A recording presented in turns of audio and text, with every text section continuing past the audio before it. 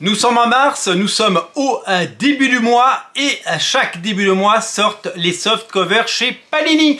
Et comme ça fait 3 mois et qu'il y a 2 X-Men par mois, eh bien nous avons les numéros 5 et 6 qui viennent de sortir. Si vous êtes fan des X-Men, si vous avez repris les X-Men avec le numéro 1 et le numéro 2 sortis en janvier, si vous avez accroché, eh dites-le nous, dites-nous ce que vous avez pensé de ces X-Men jusqu'à présent. Est-ce que ça vous plaît? Quelles sont vos séries préférées? Et est-ce que c'est quelque chose qui est cher à votre cœur et qui est une série selon vous de qualité? Moi je vous l'ai dit, avec toute l'honnêteté que vous me connaissez, je prends beaucoup de plaisir à lire les séries X-Men de Jed MacKay et Ryan Stegman avec Nieto Diaz au dessin, également de l'autre côté celle de David Marquez avec Gail Simone au scénario et également des dessins de Javier Garrón qui est un super dessinateur. Je découvre un peu les autres pour tout vous dire puisque j'avais pris des numéros 1 mais j'avais pas poursuivi parce que c'est quand même 5 € pièce, il y a quasiment 10 séries, 50 balles par mois, c'est un petit peu trop pour tout lire. Vous avez peut-être donc découvert les X-Men à travers donc ce numéro 1 qui est sorti. Donc je vous rappelle un peu les numéros sortis, numéro 2, numéro 3, numéro 4 et numéro 5. Et comme on est en mars, eh bien il est l'heure de découvrir le programme du numéro 5 et du numéro 6. Dans le numéro 5 pour commencer, alors dans le numéro 5, vous allez avoir plein de séries complémentaires, des séries annexes, mais il n'y aura pas de numéro des 2 séries principales, X-Men et Uncanny X-Men, et pas d'épisode non plus de la 3e série X-Men qui s'appelle Exceptional X-Men. Vous avez... Oh, si, il y a un Exceptional X-Men, je dis des bêtises. Donc il n'y a pas d'Uncanny X-Men et pas de X-Men. Vous avez le premier épisode de la série Storm. La série Storm, elle est très très belle. Elle est très très belle. J'avais fait l'impasse sur cette série. Elle est vraiment magnifique. Je vais vous montrer un petit peu les pages. C'est vraiment très très joli. Je ne sais plus qui fait ça, mais on va aller regarder les crédits tout de suite. Vraiment, c'est une réussite graphique avec des très très belles couvertures. C'est signé par Murewa Ayodele au scénario et Lucas Werner qui évidemment, bah oui, si c'est beau c'est que c'est Lucas Werner. Magnifique Lucas Werner. Donc Storm numéro 1, bah ça je vais le lire.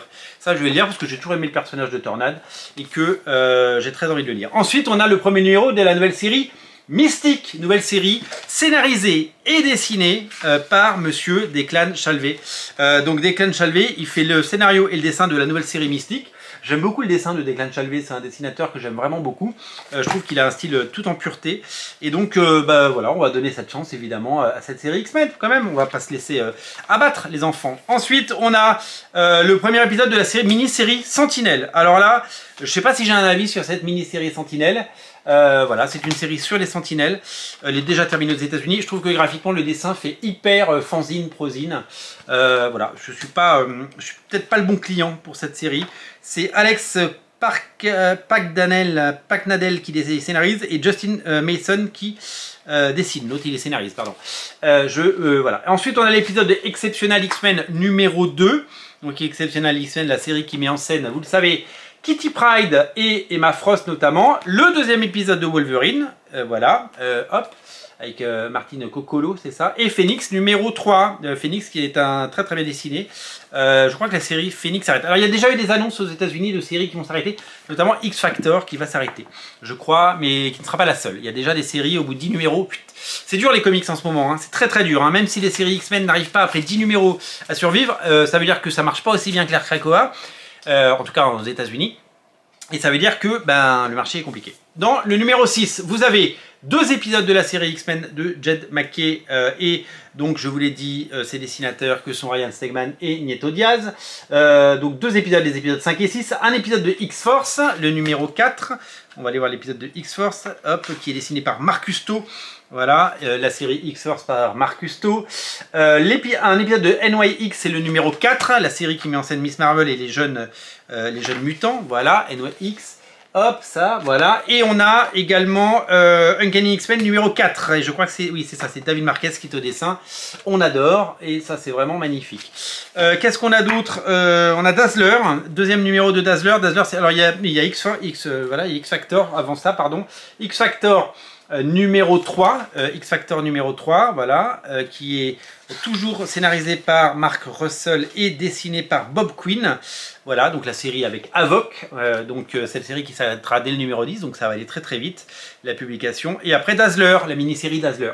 Donc voilà, donc il y a les séries régulières, les mini-séries, et à la fin il y a quelques pages de Hulk, qui est par Javier Garrón, c'est toujours aussi efficace.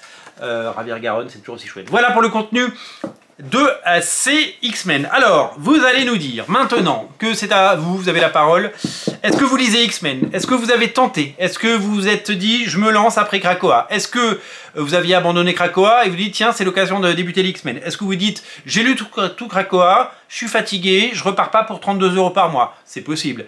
Est-ce que vous vous dites, j'ai pas lu les X-Men depuis longtemps, c'est l'occasion de recommencer? Ou est-ce que vous avez tenté après Krakoa et que vous trouvez que c'est pas au niveau? Est-ce que vous trouvez que c'est mieux que Krakoa? Voilà, dites-nous ce que vous en avez pensé, les commentaires sont ouverts, c'est à vous.